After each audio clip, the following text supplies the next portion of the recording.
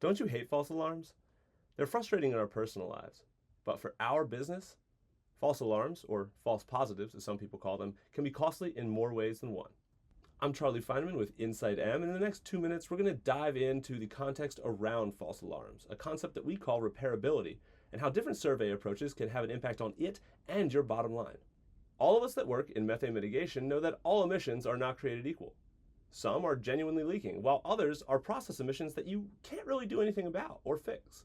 Think about your ops team for a second. Think about every time an emission is reported to you and you send them out to fix it. How often is that emission actually there or actually repairable?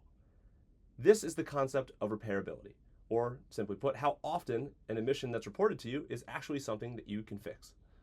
Now, right off the bat, I want to tell you that there's not a guaranteed way to determine if a leak is repairable before you send out a crew. None of us are psychics, but you can get pretty close to certain. Data shared with us from operators around the country shows that the higher the sensitivity of your aerial flyover, the higher the chance the emission identified is not repairable, and it might be something more like a process emission.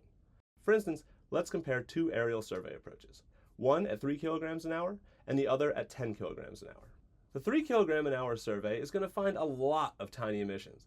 Data shows it's going to be a little bit over 4 times as many as you'd find surveying at 10 kilograms an hour.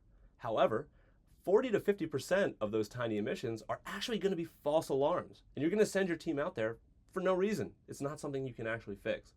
Compare that to the 10 kilogram an hour survey, in which 80 to 90% of those found emissions are actually repairable. Said another way, your team would have to find and fix 25 emissions at 3 kilograms an hour just to equal the value of one emission you find at 10 kilograms an hour.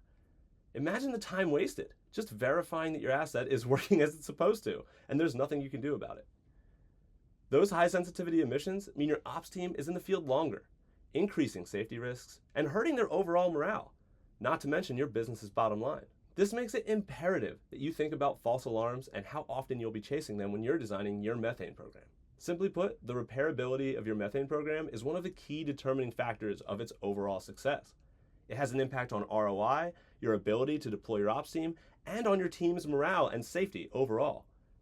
This critical component is something that we care deeply about here at Insight M, and if you want to work with the aerial partner that has the highest repairability in the business, you should reach out to us at insightm.com.